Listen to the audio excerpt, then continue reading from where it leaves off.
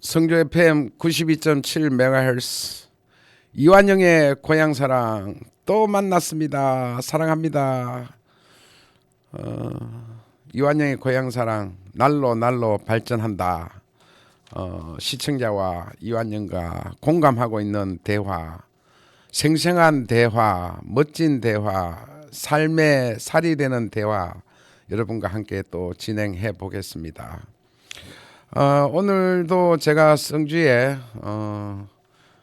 청년 출연자를 모실 예정이었는데 청년도 요즘 독감이 걸렸더라고요. 요즘 뉴스에도 많이 나오죠. 어린이 어르신 할 거 없이 고열과 기침에 많이 고생들을 한다고 하시는데 정말 유념해야 될 것 같아요. 저도 성주 수련회 아침에 일어나면 아침에 4도 5도 되는 그런 온도를 맛보다가 낮에는 뭐 16도 18도 이러니까 10도 이상 차이 나니까 정말 옷 입기에도 정말 어려울 정도다 이렇게 생각을 해봅니다. 우리 지난주에는 성주에 참 많은 행사가 있었어요. 우선 성주 군수기 대회가 배구, 뭐 축구, 정말 뭐 낚시까지 테니스, 소프트볼 제가 일일이 다녀봤습니다. 우리 체육, 운동을 통해서 체력도 강화하고 마음도 많이 다스리고 무엇보다도 우리 국민들 간의 화합이 아닌가 이렇게 생각을 해봤습니다. 앞으로 있을 것은 11월 11일 토요일입니다. 이날 이제 군수배 테니스 대회가 있고 성주 자전거 대축전이 있어요. 여러분들 많이 참석하셔서 성황리에 마칠 수 있도록 해주시면 좋겠습니다. 제가 이색적인 행사를 봤습니다. 수련 메뚜기 축제한 장소에서 독케어 행사가 있었습니다. 처음에 독케어 우리말로 와서 무슨 뜻인가 봤더니면 역시 애완동물 사랑하는 사람들의 모임이었습니다. 그래서 성주에 우리 박명석 회장이 회장을 맡고 있더군요. 그래서 그날 가보니까 이쁜 강아지들 많이 데리고 나오시더라고요. 저는 그날 말씀 드렸습니다. 집에서 21살까지 강아지를 키워봤어요. 사람으로 말하면 수의사께서 150살까지 산 거 아닌가 이렇게 얘기를 하던데요. 참 잘 키웠죠.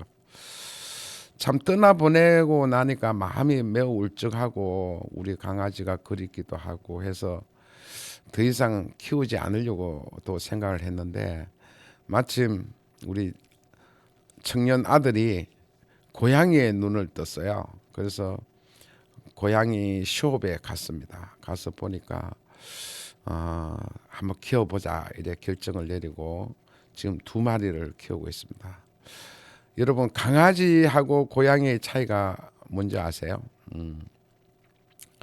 고양이는 사실 이래 잘 안기고 사람들한테 애교 떨기보다는 사람이 고양이한테 잘 보여야 된다. 그래서 그 고양이 키우는 유튜브를 보면 사람이 오히려 고양이의 집사다 이런 표현이 있더군요. 참 굉장히 특이했어요. 그래서 집에 가서 고양이 이뻐가지고 좀 안아보기도 하고 이불 밑에 넣어보면요. 그저 사람을 빠져나가려고 애를 쓰고 한 1분도 같이 있으려고 하지 않는 것 같아요. 그럼에도 불구하고 참 이쁘고 귀여운 것은 똑같더군요. 그래서 여러분 요즘 애완동물 키우시는 분들 많으신데 뭐 사람 의료보험보다도 이 애완동물 의료 비용이 더 많이 들어간다고 여러분들 불평도 하시는 분들 많죠. 요즘 애완동물 보험도 생겼다고들 하는데 아직 완벽하지는 않은 것 같습니다. 또 성주 농민의 한마음 행사도 있었고 무엇보다도 여러분 할로윈 파티 이 성주에도 우리 젊은 청년들이 함께 하더군요. 사실 작년 서울에 이태원 참사 1주년까지 우리한테 뉴스를 타고 접해온 할로윈 파티입니다. 물론 외국에서 들어온 파티인데 참 우리 한국 사람에 맞는 파티가 됐으면 어떨까, 행사가 됐으면 그런 생각을 해봤습니다. 제가 이따 말씀드리겠지만 그 칠성날에 대해서 오늘 좀 말씀을 드리려고 그러는데, 이 칠성날이 중국에 가니까 서양의 발렌타인데이를 칠성날에 하더군요. 그래서 우리도 발렌타인데이를 우리 고유의 칠성날에 해서 이 칠성날에 맞는 그런 발렌타인 행사가 되도록 개발하고 우리 청년 청소년들에게 이 문화가 많이 확산됐으면 좋겠다, 그런 생각도 해봅니다. 우리 이웃 고령에서는 KBS가 하는 열린 음악회도 있었고요. 대가야 역사공원 페스티벌도 있었습니다. 또 가까운 또 칠곡에서는 동명에 있는 정함사에서 우리 건강에 좋은 음식 전시, 그리고 주민들을 초대해가 그 음식을 맛보게 하는 행사. 저는 의원 시절에도 늘 거기 행사에 갔었습니다만은 집사람하고 갔었습니다. 우리 스님이 대연 스님이었었는데 정말 그 음식을 이래 건강한 음식으로 이렇게 만드는데 조미료 없이 이렇게 연구를 하시고 해서 벌써 19년째 하셨는데 정말 맛있게 먹었습니다. 스님 말씀은 요즘 특히 패스트푸드가 확산되는 것을 매우 안타까워 하셨습니다. 그래서 우리 애청자들께서는 아이들이 좀 패스트푸드 얘기하면 그래도 잘 설득을 해야 돼요. 저도 아이를 키워봤습니다만은 제가 아주 쉬운 방법을 하나 알려드리면 이렇게 얘기했어요. 너희들이 먹고 싶은 음식이 있을 거고 엄마 아빠가 먹고 싶은 음식이 있을 거다. 그러면 어디를 갈까? 그러면 너희들이 원하는 대로 갈까? 부모님 원하는 대로 갈까? 물론 아이들이니까 뭐 당연히 그런 말 하죠. 근데 제가 이렇게 설득했죠. 앞으로 너희들이 먹을 음식을 먹을 시간, 기회는 엄마 아빠보다 훨씬 많을 거다. 그때 너희들이 먹고 싶은 거 먹고 지금은 엄마 아빠한테 양보해주면 안 되겠니? 이제 이렇게. 그러면은 우리 아이들이 그때 고개를 갸우뚱하면서 뭐 그럼 그렇게 하십시다, 이제 이런 기억이 납니다. 여러분, 요즘은 뭐 윽박 질러서 아이들한테 얘기해서는 하나도 안 통하거든요. 무조건 설득입니다. 점잖게 이렇게 해서 아이들한테 패스트푸드를 어떻게 줄일 수 있는가, 이것을 한번 잘 고민하셔가지고 아이들이 부모님 의견에 따르도록 하는 것도 삶의 지혜가 아닌가, 이렇게 생각합니다. 특히 또 문학적으로는 칠곡의 구상문학제가 열려서 신앙송도 듣고 저도 또 실제 가봤는데 잠시 정적인 정신적인 함량하는데 좀 도움이 많이 됐다, 이렇게 말씀을 드릴 수 있습니다. 제가 오늘은 그 시 한 편을 여러분에게 소개를 하고 시작할까 합니다. 이 시 제목이 사람들은 불가능하다고 말하지, 이제 이런 시인데요. 이게 19세기 말에서 20세기까지 살아온 미국 시인 에드거 게스트의 시입니다. 제가 잘 못하지만 한번 시낭독을 해보겠습니다. 누군가 그런 일은 불가능하다고 말했지. 하지만 그는 껄껄 웃으면서 대답했어. 그럴지도 모르죠. 스스로 해보기 전에는 알 수 없는 일. 그는 싱긋 웃으며 덤벼들었지. 걱정하는 기색조차 없었어. 노래를 부르며 남들이 할 수 없다던 일과 실험을 했고 결국 그 일을 해냈지. 누군가 비웃었어. 아무도 한 적이 없는 일을 네가 한다고? 하지만 그는 모자와 우통을 벗어던졌지. 그리고 시작했어. 턱을 치켜들고 미소를 지으며 어떤 의심도 변명도 하지 않고 노래를 부르면서 할 수 없다는 그 일과 씨름했고 결국 그 일을 해냈지. 수많은 사람이 말하지 그 일은 불가능하다고. 많은 사람들이 실패를 애원해 그들은 또 말하죠. 온갖 위험이 도사리고 있다고. 하지만 활짝 웃으며 덤벼들어봐. 소매를 걷어붙이고 달려들어봐. 노래를 부르면서 불가능하다는 그 일과 씨름해봐. 결국은 해낼 테니까. 여러분, 시 제목을 보면 아주 부정적인 의미가 와닿았죠. 사람들은 아예 해보지도 않고 불가능하다고 얘기한다. 이제 이렇게 하는 거에 대해서 우리 시인 에드가 게스트는 못할 일이 없다. 불가능은 없다. 이걸 아마 우리들한테 전해주는 시가 아닌가 이렇게 생각합니다. 제가 대구 노동청장 할 때 해봐라는 구호를 우리 직원들에게 한번 펼쳐보자 했습니다. 해봐. 한번 해보자. 하지도 않고 안 된단 말 하지 말고 해봐. 이거하고 지금 굉장히 의미상통한데요. 제가 그 청장시에 추진했던 해봐 슬로건이 그 뒤에 책을 보니까 정주영 현대그룹 회장께서 즐겨 썼던 말이 해봤나? 해봤나? 한번 해보고 된다 안 된다를 얘기해야 되지 하지도 않고 어렵다 불가능하다는 말을 하지 마라.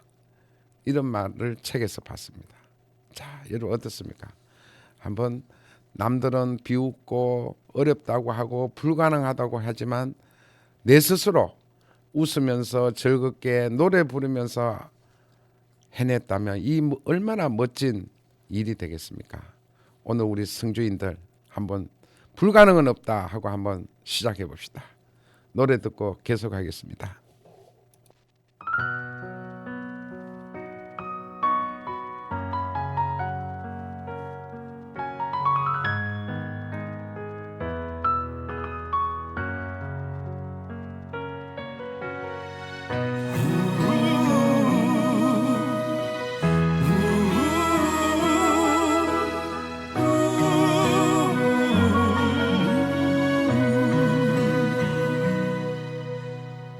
지금도 기억하고 있어요. 10월의 마지막 밤을 뜻 모를 이야기를 남긴 채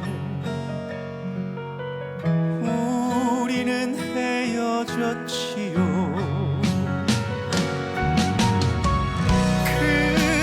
쓸쓸했던 표정이 그대의 진실인가요? 한마디 변명도 못하고 잊혀져야 하는 건가요?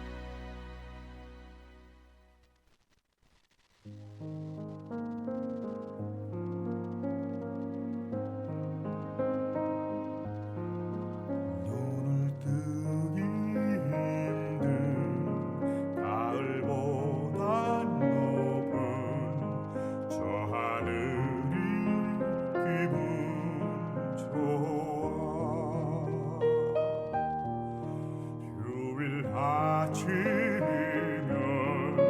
나를 깨운 전화 오늘은 어디서 무얼 할까 창밖에 앉은 바람 한 점으로 사랑은 가득한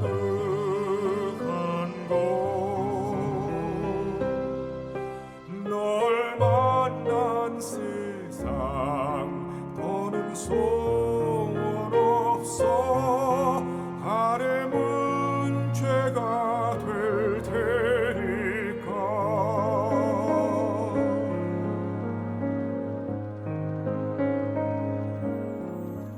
가끔 두려워져 지난 밤 꿈처럼 사라질까 기도해 내일 너를 보고 너의 손을 잡고 내 곁에 있는 너를 확인해 창밖에 앉은 바람 한 점에도 사랑은 가득한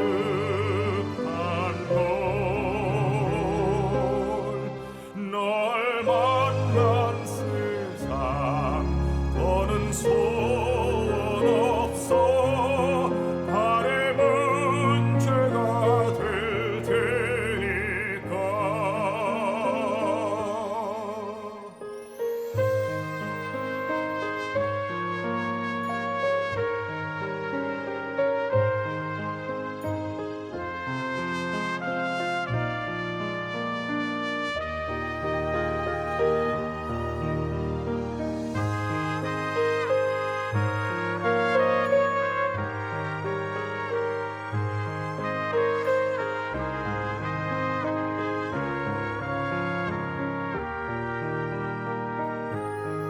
살아가는 이유 꿈을 꾸는 이유 모두가 너라는 것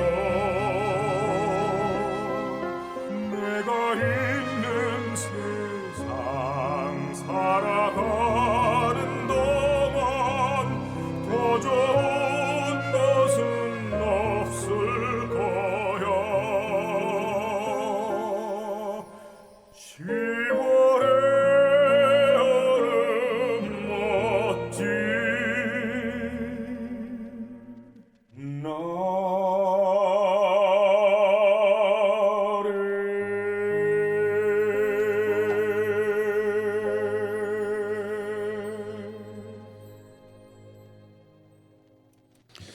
자, 여러분 노래 잘 들으셨죠? 이제 10월이 가고 또 11월 그러고 보니 금년도 2달도 채 남지 않았군요. 예. 이제 그 뜨거운 무더위도 가을 찬바람에 밀려나고 이젠 또 겨울이 오는 듯합니다. 제가 오늘 재미있는 걸 하나 소개를 해볼까요? 여러분 칠성날 아시죠? 칠성날. 칠성날에 뭘로 기억을 하시나요? 견우와 직녀가 1년에 유일하게 만나는 날이 칠성날이다. 그 은하수를 중간에 두고 절대 못 만난다가 그 하루 딱 만나고 그 다음날 헤어진다 그러죠. 근데 그 만나게 해주기 위해서 역할을 하는 게 까마귀와 까치가 다리를 놔줍니다. 틀로서. 그게 그래서 오작교라 그러죠, 여러분. 참 재밌어요. 제가 초등학교 때 저 생일날 우연하게 까마귀를 봤는데 까마귀 머리부터 깃털이 없는 거예요. 야, 그날이 7월 7석이었어요.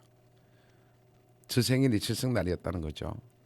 근데 그 전설을 제가 알고 야 정말인가 이게 이 까마귀가 오작교를 만들어주기 위해서 정말 털이 빠져 있는 건가. 참 이것도 참 신기한 경험입니다, 여러분, 그죠? 근데 제가 조선 중기에 이옥봉이라는 여성 시인이 칠석에 대해서 간단한 시를 하나 썼더라고요. 보면 만나고 또 만나고 수없이 만나는데 무슨 걱정이랴. 뜬구름 같은 우리네 이별과는 견줄 것도 아니라네. 하늘에서 아침 저녁 만나는 것을 사람들은 1년에 한 번이라 호들갑을 떠네. 자, 이 시가 뭡니까? 1년에 딱 한 번 만나는 거 가지고 호들갑을 뜬다는 것은 얼마나 이 당시에 칠성날에 대해서 뭐랄까 비중과 또 그런 관습 이런 것들이 많았는지를 우리한테 시사해 주는 거 아닌가 그런 생각을 해봅니다. 이 견우와 직녀는 먼저 우리 만남에 대한 애틋함을 주는 거 아닌가 이런 생각을 합니다. 그래서 그 흔히 이제 소치는 목동, 배짜는 여인, 뭐 이런 러브 스토리를까지 겸해서 우리 한국, 중국, 일본 삼국이 다 좋아하는 이 칠성날을 배경으로 한 드라마들이 많습니다. 두 연인이 1년에 한 번 그 딱 만나는 날 칠석 7일 우리 행운의 숫자라 그러죠. 그래서 칠성날에 오는 비는 견우와 직녀가 만나서 기쁨의 눈물이라 그럽니다.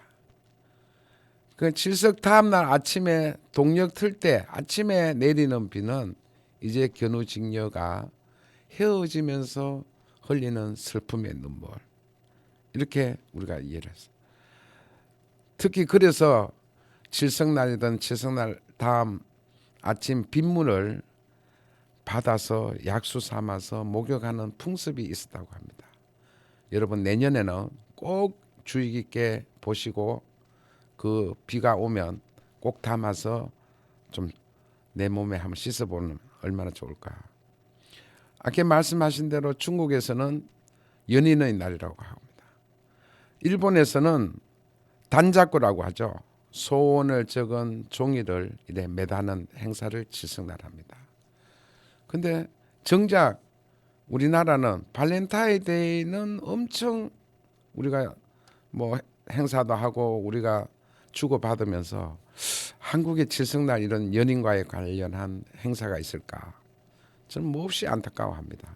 그래서 우리 고유의 이 칠성날 그리고 이 동남아 한중일이 함께 이래 하는 이 문화를 칠성날 더 우리가 발전시키면 어떨까 이렇게 생각을 해봅니다. 이제 이런 얘기 들으면 사실은 우리 초등학교 우리 자녀들이 들으면 매우 재미있을 거예요. 그죠? 그 견우성하고 직녀성은 정말 멀리 있습니다. 지구와의 거리를 이래 제가 조사를 해보니까 견우성은 16.7광년 떨어져 있고요. 직녀성은 25광년 거리에 떨어져 있어요. 1광년 얼마죠? 여러분 이제 조사해가 얼마나 먼지 한번 거리를 재보십시오.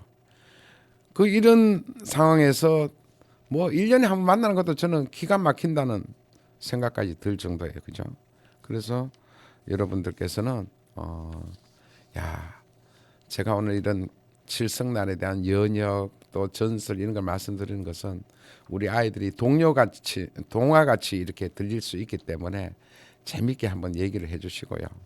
내년에는 칠성날 우리가 어떤 만남의 멋진 이벤트를 만들까 하면 또 부부간에도 저는 좋다고 생각해요. 꼭 자녀 부모간에도 하고 이런 게 좀 많이 확산됐으면 하는 바람에서 오늘 말씀을 드려봤습니다.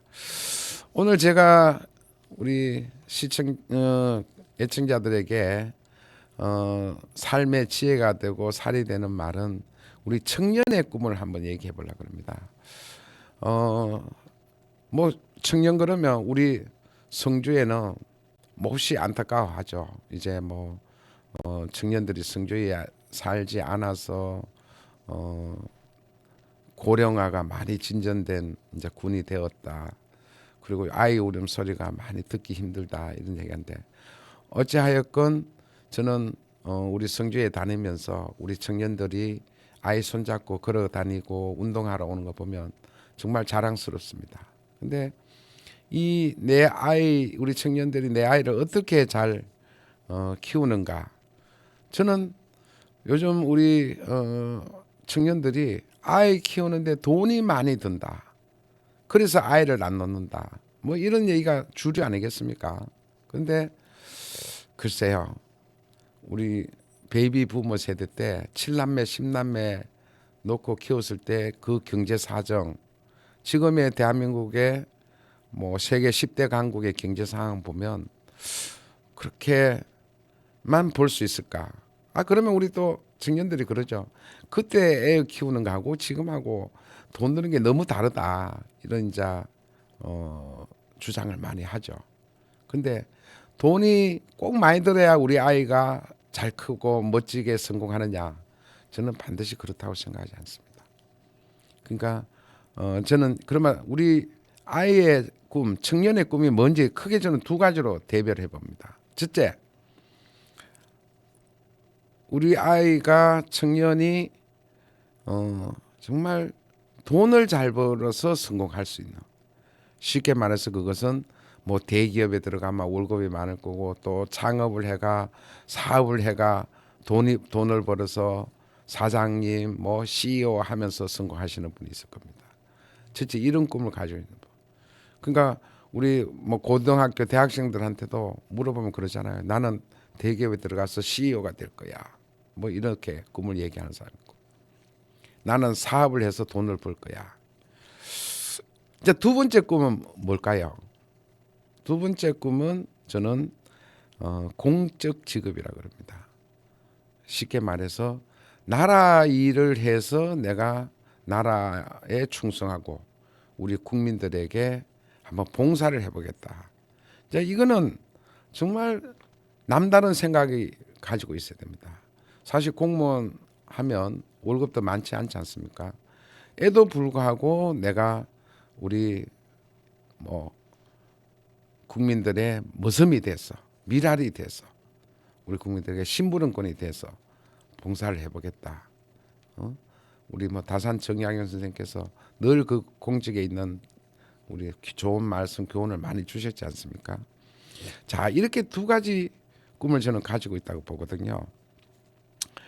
그래서 그러면 잠시 이제 저 얘기를 해보면 저는 정말 초딩 중딩까지는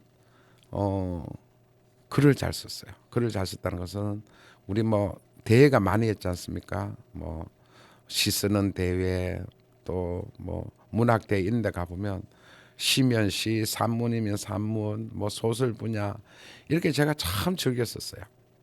근데 중등학교까지는 선생님들께서 너는 이걸 소재를 개발해라 이렇게 많이 주문하셨어요. 근데 제가 왜 공직에 몸을 담았느냐? 첫째로는 저희 아버님께서 저한테 공직 해보는 게 어떠냐 주문을 하셨습니다. 문학인 좋죠. 근데 아버지는 저한테 그런 말씀 주셨을 때 제가 고민을 많이 했습니다. 그러면 아버지한테 효도를 하는 마음으로 제가 진로를 바꿔보자. 이제 이런 결심을 하고 고등학교 때는 글 쓰는 걸 놓고 이제 공부를 해서 이제 대학에 행정학과로 가서 이제 고시 공부를 했습니다. 정말 행운을 타고났는지 저는 고시에 패스를 했죠. 근데 제가 그렇게 마음 결정한 것은 분명히 아까 말한 대로 돈을 벌겠다는 것보다는 국가에 한번 헌신을 해보자. 이런 마음으로 공직에 몸담았다라는 저의 청년기의 꿈을 여러분한테 한번 소개를 해봤습니다. 참 재밌는 표현이 있어요. 중국에 최근에 가장 성공한 사람이 알리바마 창업자인 마윈이라고 얘기하지 않습니까? 마윈은 1964년생입니다. 이분이 하신 말씀을 잠깐 소개하면 꿈을 향해 가는 건 오늘은 잔인하고 내일은 더 잔인하고 모레는 아름다울 것이다. 하지만 사람은 대부분 내일 저녁쯤 죽어버린다. 그래도 꿈은 꿔야 한다. 만에 하나 실현될 수도 있지 않은가. 자, 여기서 두 가지 힌트를 제가. 자, 우리 모든 사람 꿈이 없지는 않습니다. 근데 이 꿈이 실현 가능할까? 또 실현해내야지 이런 압박감이 있지 않습니까? 그러니까 내일까지도 이 꿈을 잔인하다고 이 양반을 표현한 거죠. 근데 하루만 더 지나면 내 꿈이 달성되고 웃음을 받을 수 있는데 조급한 마음에서 그 꿈을 버리는 경우가 많다는 걸 지적하는 겁니다. 여러분, 꿈을 이루어진다. 우리 월드컵 때 4강 신화 기억하지 않습니까? 꿈은 이루어진다. 제가 늘 후배들에게 말씀하는 것도 그렇습니다. 저도 원래 스스로 출중하다는 생각을 한 번도 안 해봤습니다. 근데 제가 행정고시 합격한 것도 꿈은 이루어지고, 뭐 정치에 제가 발돋움할 때도 제가 국회의원 당선도 꿈을 이루고, 이래서 저의 성공담을 후배들에게 들려주는 것도 우리 성주 후배들에게 많은 인생의 조언이 되지 않나 이렇게 생각합니다. 그래서 두 번째는 꿈은 반드시 꿔야 한다. 마윈이 말한 것처럼 꿈이 없이 산다는 것은 죽음과 같다. 저는 그렇게 이 자리에서 말씀드리면서 우리가 젊든 나이가 들든 나의 꿈은 반드시 항상 가지고 있자. 이것을 오늘 좀 강조해 봅니다. 자, 노래 듣고 계속하겠습니다.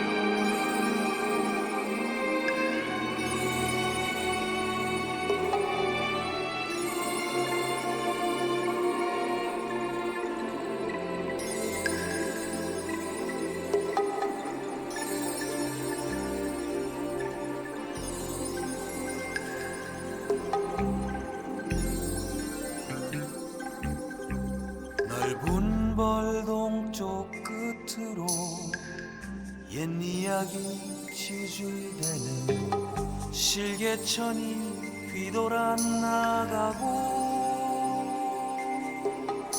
얼룩배기 황소가 해설비금빛 게으른 울음을 우는 곳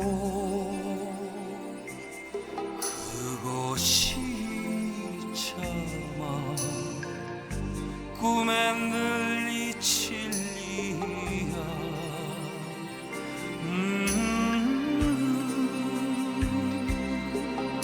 지라로에 채가 식어지며 빈 밭에 밤바람 소리 말을 달리고 얇은 졸음에 겨운 늙으신 아버지가 지평에를 터다 거이시는 곳 그것이 참아 꿈의 눈이시야 흙에서 자란 내 마음 파란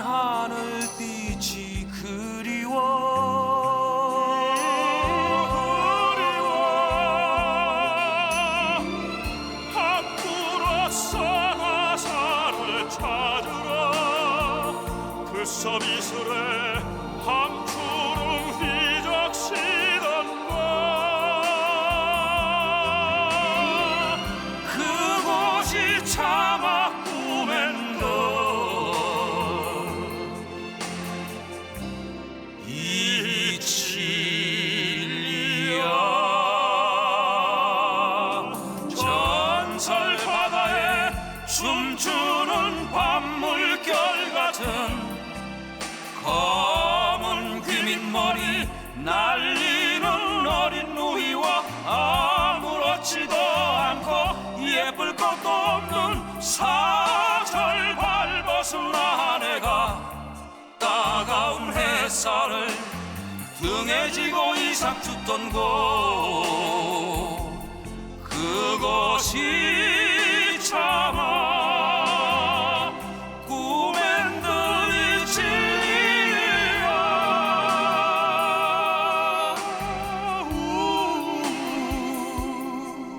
하늘에는 성근 별 알 수도 없는 모래성으로 발을 옮기고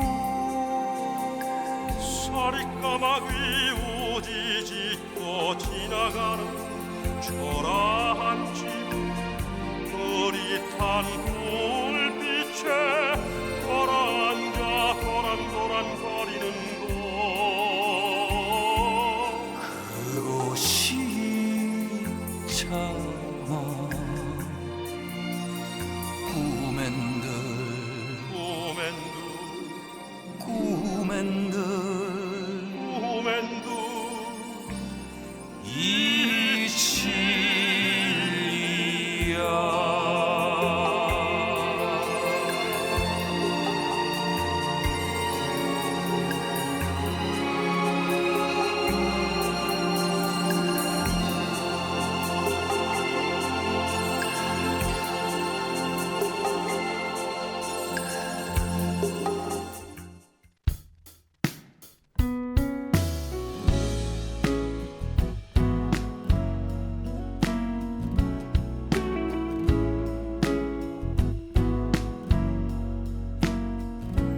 빛이 들어오면 자연스레 뜨던 눈 그렇게 너의 눈빛을 보곤 사랑의 눈을 떴어 항상 알고 있던 것들도 어딘가 새롭게 바뀐 것 같아 남의 얘기 같던 설레는 일들이 내게 일어나고 있어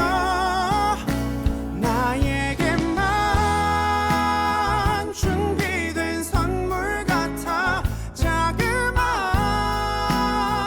모든 게 커져만 가 항상 평범했던 일상도 특별해지는 이 순간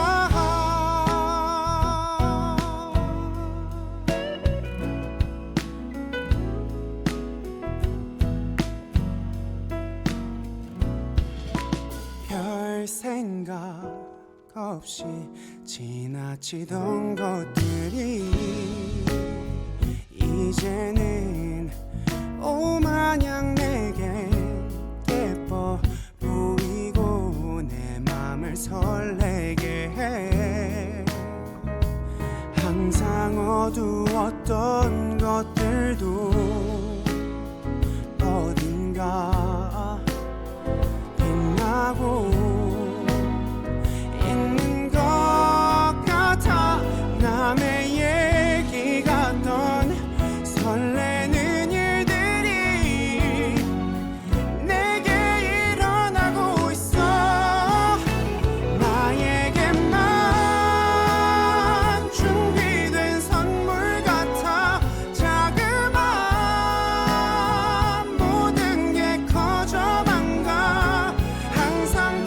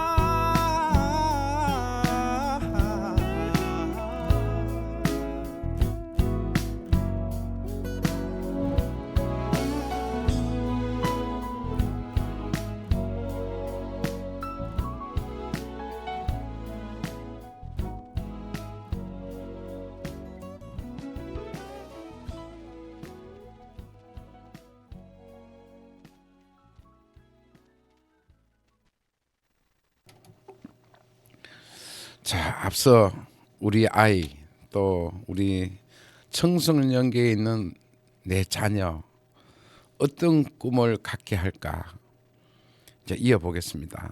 자, 저는 이제 고용노동부에 근무했기 때문에 직업을 다루는 부서입니다.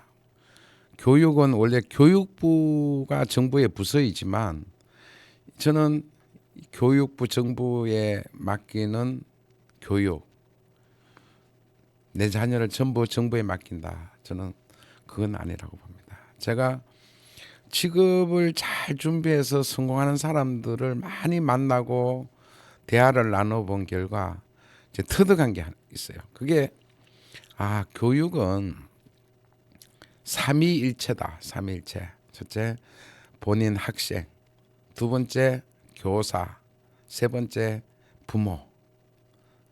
그러니까 이 삼자가 호흡이 잘 맞게 이게 트라이앵글이지 않습니까? 딱 치면 정말 맑고 이쁜 소리 나도록 작동되도록 하는 게 저는 교육이다 이렇게 생각합니다. 그 책 한 보면 그 존 두이죠. 우리 교육에 대해서 많이 말씀을 해주신 분이 교육이란 뭐냐? 경험의 끊임없는 개조다. 그리고 미숙한 경험을 지적인 기술과 습관을 갖춘 경험으로 발전시키는 과정이다. 이렇게 얘기했습니다. 뭡니까? 아직 내가 예를 들어서 뭐 기술로 얘기를 하면 내가 게임 프로그래머를 만드는데 프로그래머 지금 굉장히 기술이 미흡하지 않습니까?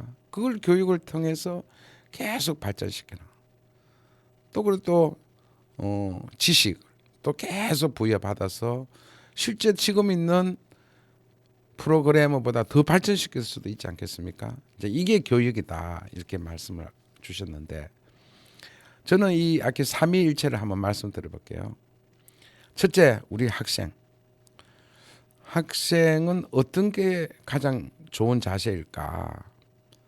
저는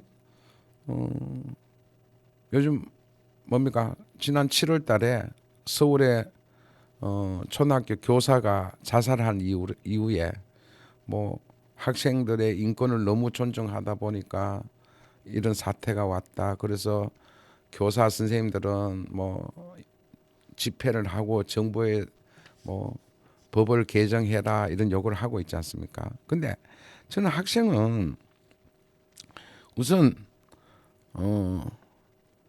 좋은 습관을 만들어 주자. 이게 제가 여러분들 강조를 시켜드리고 있습니다. 그 습관이란 게 뭡니까? 예를 들어서 숙제를 한다. 뭐 또 그 학교에서 집단 생활 아닙니까? 집단 생활을 한다. 그러면은 스스로 숙제를 풀 수 있는 여건을 만들어 주자. 친구들과 모이면 이런 정도의 예의와 공동 생활에 관한 규칙 같은 것은 반드시 지켰으면 좋겠다. 이것을 저는 학생들이 먼저 습득했으면 하는 바람을 해봅니다. 요즘 중학생만 돼도요, 부모님 머리 위에 있습니다. 무슨 말이냐면 벌써 중학생만 되면 나는 커서 어떤 일을 할 거야, 무슨 직업을 통해서 내가 돈을 벌 거야 생각하고 있어요. 근데 부모님은 걔 보고 그런 꿈을 무시해버리고 판사 되라, 검사 되라, 뭐 공무원 해라 이렇게 강요하니까 우리 아이가 제대로 안 크는 겁니다. 공부만 잘해라, 이게 잘못됐다는 것을 저는 오늘 지적을 해드리고 싶은 겁니다. 제가 재미있는 일화를 또 소개를 하면요, 제가 2007년 정도 대구 지방노동청장 때 대구 교육청에서 연락이 왔어요. 대구에서 한 2천여 명 학부모를 모아놓고 강연이 있다는 거예요. 그래서 대구시 교육감, 교수 한 분, 노동청장인 저를 이렇게 강사로 모신다. 그래서 제가 마지막 강연을 했습니다. 뭐 제가 강의 시작하면서 그랬어요. 여러분 학부모님 앞에 말씀 잘 들었습니까? 제가 보니까 대부분 주무셨네요. 보니까 또 막 깔깔 웃어요. 저는 오늘 노동청장은 여러분께 현실적이고 어떻게 하면 내 아이가 성공할 수 있느냐 하는 것을 오늘 얘기해 드리겠다. 제가 바로 앞에 앉아 계시는 분에게 이렇게 질문을 했어요. 학교 다닐 때 공부 잘 하셨어요? 그분이 잘했다는 말씀을 안 하시더라고요. 제가 에이 공부 잘 못 하셨군요. 근데 지금 부자로 사시죠?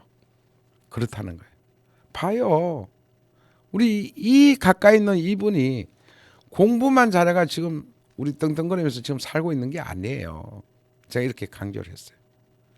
그러면 왜 내가 소중하게 키우는 아이를 공부를 다소 못한다고 해서 꾸중마하고 옆에 자녀 아이들하고 비교해서 호통치고 왜 그래야 됩니까?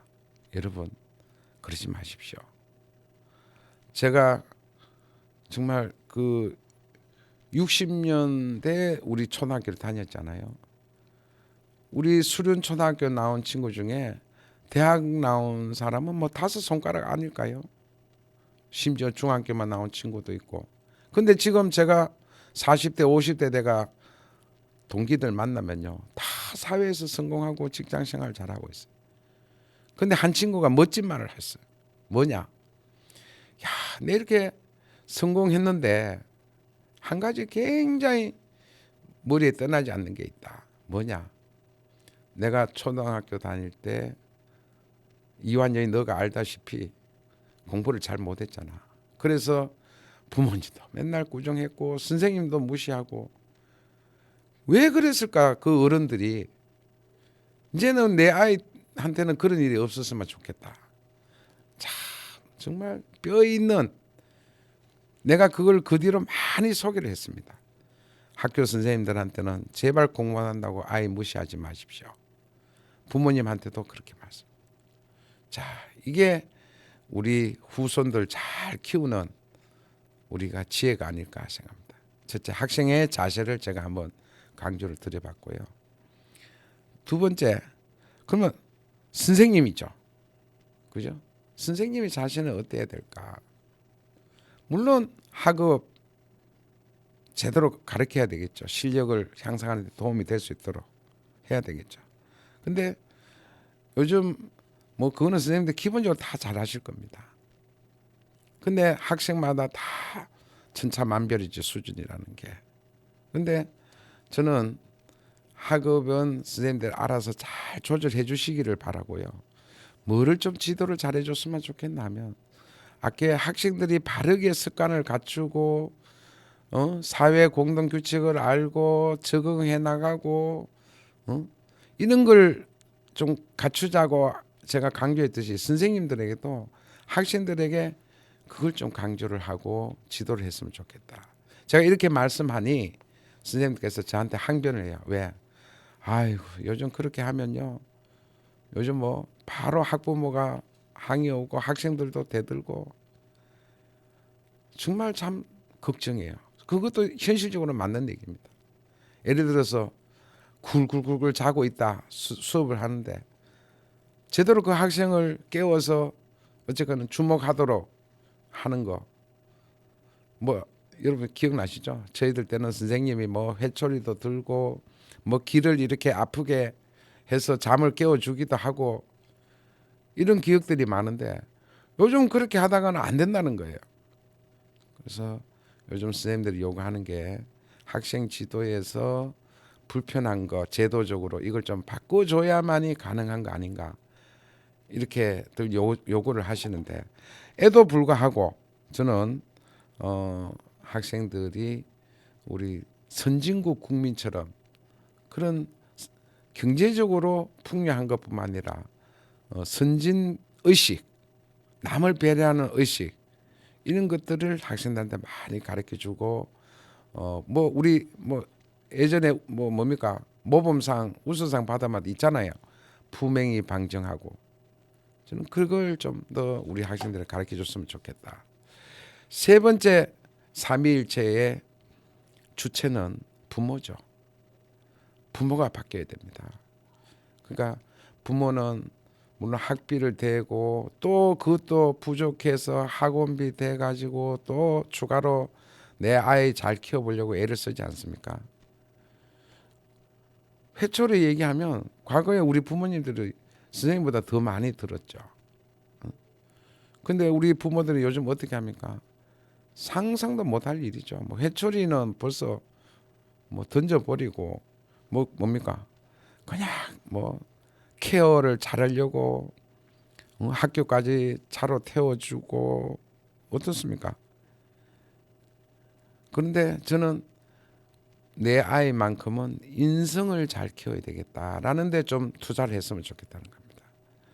그래야지 나중에 내 아이가 청년기, 장년기 됐을 때 이 대한민국 사회 그리고 세계화 속에서 멋지게 교제를 하고 또 직장 내에서 서로 간의 관계를 좋게 하면서 성장하는데 결정적인 저는 역할을 한다고 봅니다. 자, 어떻습니까? 저는요, 이 특히 디지털 정보화 시대는요, 학교도 없어질 가능성이 있다는 얘기까지 나옵니다. 이 말은 무슨 말씀이냐? 학업은 스스로 키워나갈 수도 있다는 여건이죠. 여러분, 뭐 요즘 지식 습득하는데 바로 핸드폰 보면 바로 나오지 않습니까? 자, 이게 뭡니까? 내 아이가 정말 잘 성숙하는데 학업도 학업이지만 제대로 된 사람이 됐다. 이제 이런 말을 하는데 제가 하나 이제 소개를 하고자 합니다. 제가 10월 26일 날 현충원에 박정희 대통령 이제 서거 40주년 기념식에 제가 참석을 했어요. 근데 제가 너무 또 감동을 받은 것은 그날 박정희 대통령께서 공포하신 국민교육 헌장, 이게 몇 년도인고 제가 봤더니만 68년도입니다.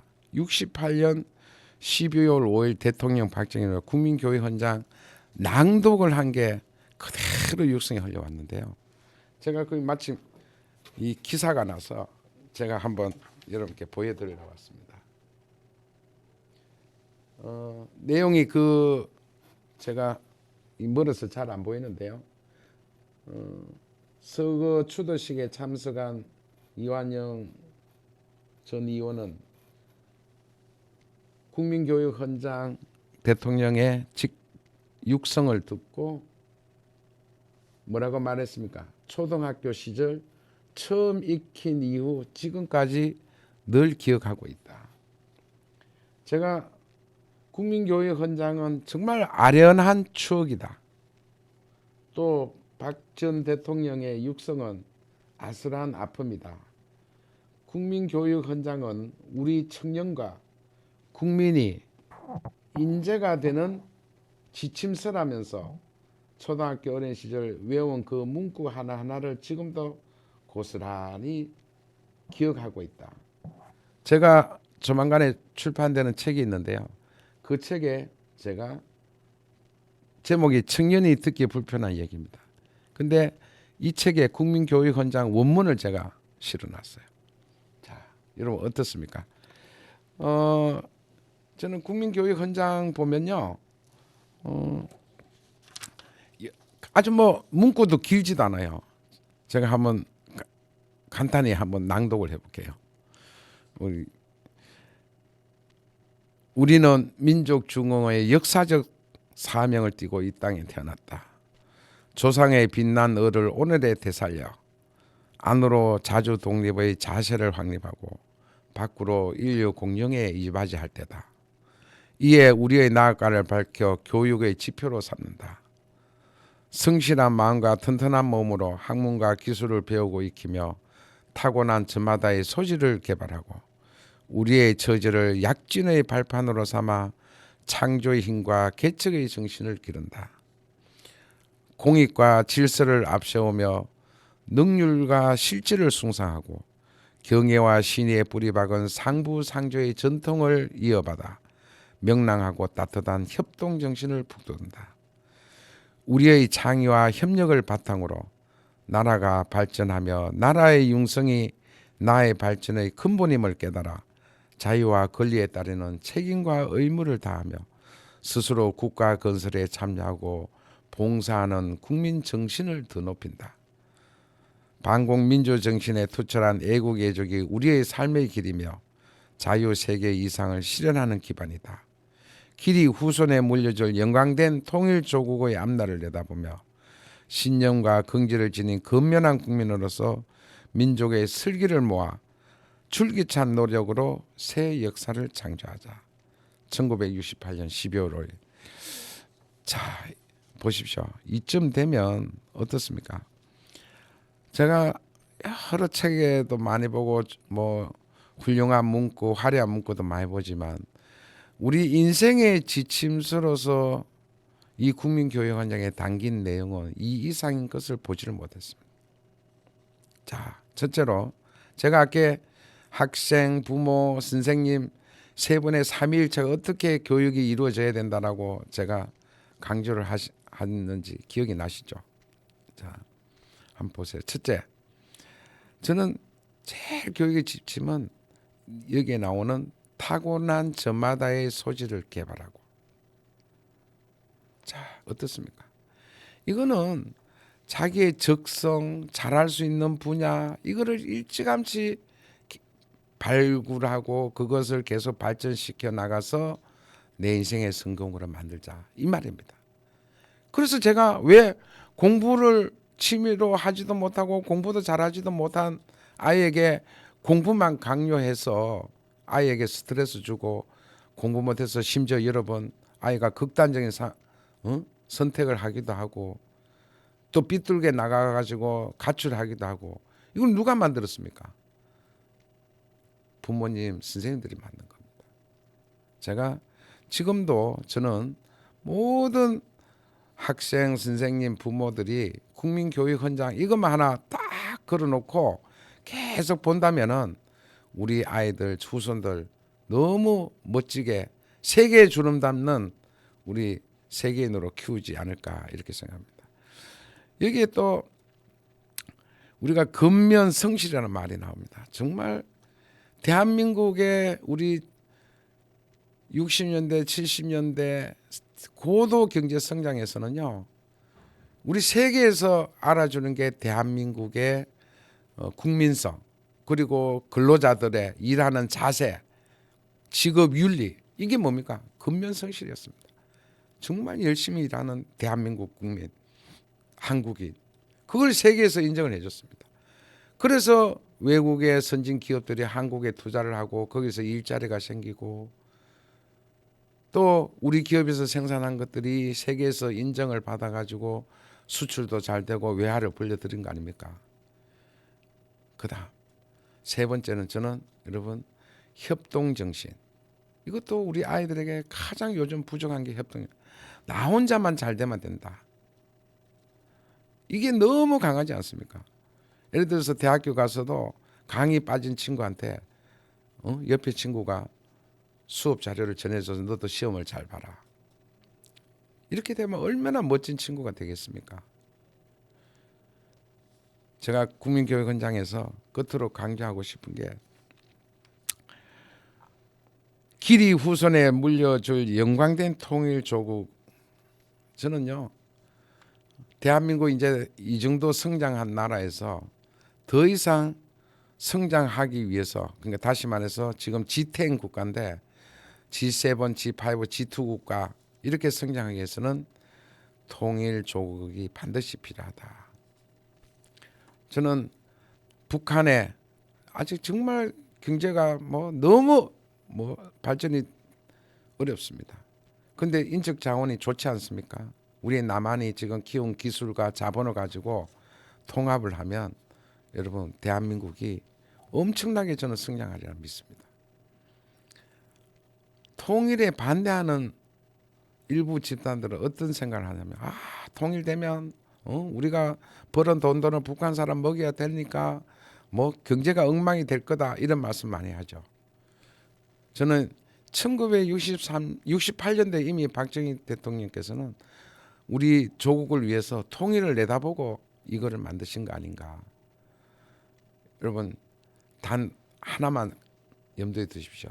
남북한이 분단이 돼서 전쟁을 예방하고 침략하고 하려는 그 국방 비용, 저는 이거를 분단 비용이라고 얘기합니다. 이 분단 비용과 통일이 됐을 때 우리 한반도가 하나가 돼서 경제에 들어가는 통일 비용, 어느 것이 더 많을까요? 정말 냉철하게 한번 우리 기억을 해보십시다. 자, 제가 오늘의 주제는 우리 성주에서 사는 제가 초등학교 자녀들 그리고 중고등학교 학생들을 이래 보면서 우리 부모님도 또 우리 중고등학교 학생들도 어떻게 변화를 가지면 내가 성공할 수 있을까, 그런 걸 오늘 제가 염두에 두면서 주제를 발제를 해봤는데 여러분 어떻습니까? 공감을 하시나요? 아니면 오늘 제가 주신 말씀에 대해서 매우 반대의 의견도 많으신가요? 그러고 보니 예전에 교육부 장관이 한 말이 있습니다. 교육을 바꾸고 개혁하는 것은 매우 어렵다. 그 이유가 뭔지 아느냐? 교육에 대해서는 모두가 전문가이기 때문에 어렵다, 이런 말씀을 하시더군요. 그러니까 오히려 내가 전문가라고 보기 이전에 오직 하나, 부모 입장, 선생님 입장에서는 내 아이, 내 자녀, 내 제자가 어떤 길을 걷게 해서 우리 사회에 진출했을 때 성공할 수 있는 인재가 되느냐, 그 하나만 바라보고, 제가 오늘 이 방송을 통해서 우리 성주 후배들께서 나중에 멋진 성공이 나왔다, 이완영한테 연락을 해서 고맙다고 인사해야 되겠지, 이런 기대를 해보면서 많은 우리 성주 우리 후배들이 국가의 기둥이 되고 멋진 인재가 되기를, 탄생하기를 기대하면서 오늘 방송을 마치겠습니다. 화이팅입니다, 여러분.